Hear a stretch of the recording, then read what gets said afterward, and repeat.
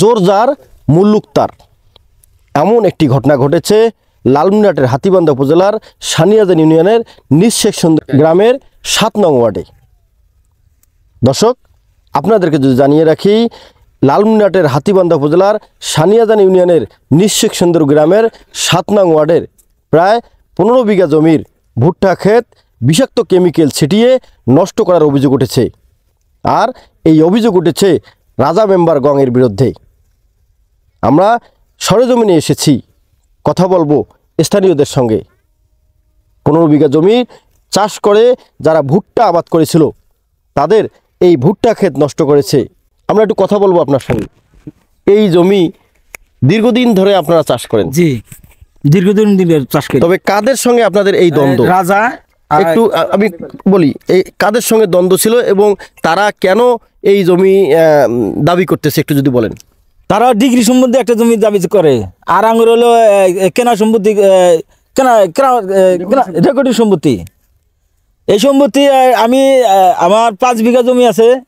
আমার 5 বিঘা জমি আমার 15 বছর থেকে জমি ও জোরপূর্বে খাইতেছে আমলিগের ক্ষমতা দিয়ে। আমলিগের লোকজন আইনা, দাও ছুরি আইনা, রাজা মেম্বার আঙ্গুর হুমকি দেয়া, দাবড়ে দেয়া ও ধান গাড়ছিল। ধান গাইরা ও ধান কাটে নিছে, আমরা পরে ভুট্টা গাড়ছি। ও ওই ক্ষেত্রে চাষ করবার আসছিল, গাড়ি আটকে দিয়ে বাধা দিয়ে আমরা হাল বাইয়া আমরা ভুট্টা গাড়ছি। ভুট্টা গাইরে আমরা 40 বস্তা সার 4-5 দিন আগে দিয়ে থিয়ে আমরা প্রয়োগ করে দিয়ে থিয়ে গেছি, কেল টেল টাইনে থিয়ে গেছি। এর মধ্যেই শুনি 30 তারিখে সকাল 7টায় আমরা শুনি যে তোমাদের ক্ষেত পোড়া গেছে।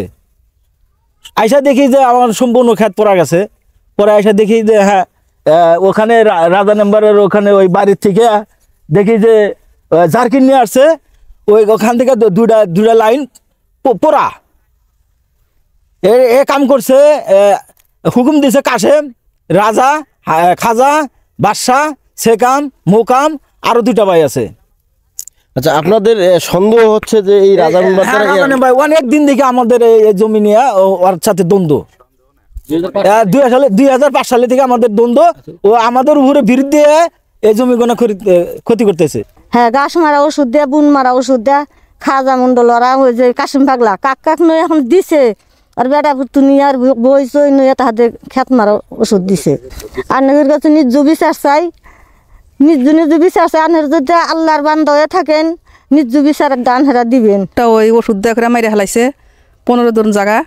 এখন এই নিয়ে আমরা বিচার চাই। ও আঙ্গরে সরবরাহ করে হেলাইছে। এই 15 জন জায়গা যদি এই যে মাইরে হেলাইছে, তাহলে আমরা এত টাকা খরচ করে হ্যাঁ, তাহলে আমরা কি করে খামু? এই না আবাদ তো এখান কি আর ও আবাদ তো এনে নিজ বিচার চাই, নিজ বিচার দিবেন। আচ্ছা, 2005 সাল থেকে এই জমি নিয়ে দ্বন্দ্ব চলে আসছে কাশেম পরিবারের সঙ্গে।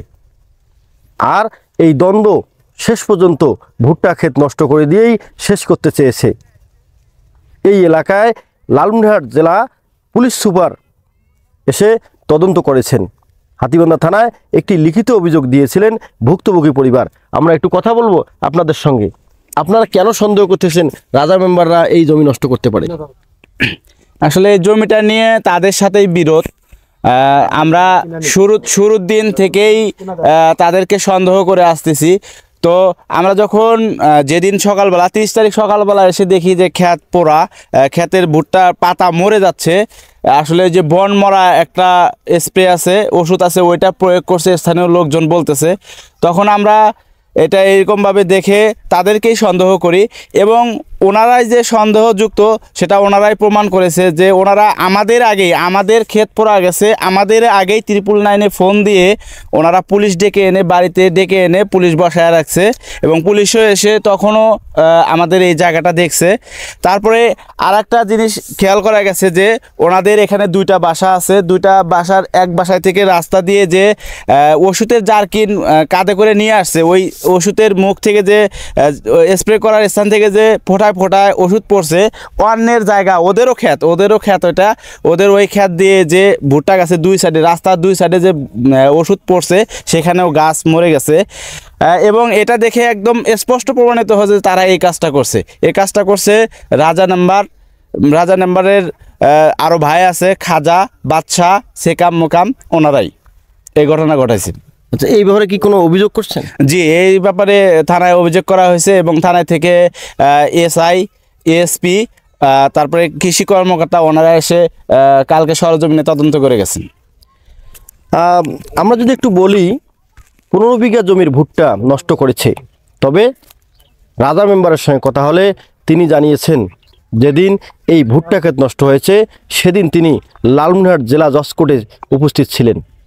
তবে এই ঘটনাটি ঘটাক তিনি অমানবিক একটি ঘটনা ঘটিয়েছেন। ভুক্তভোগী পরিবারের যেমন ক্ষতি হয়েছে তেমন রাষ্ট্রেরও ক্ষতি হয়েছে। বিষয়টি তদন্তপূর্বক ব্যবস্থা গ্রহণ করবেন পুলিশ সুপার মহোদয়, এমনটাই প্রত্যাশা করছেন ভুক্তভোগী পরিবাররা। M A Rahim, news channel 24, Lalmonirhat.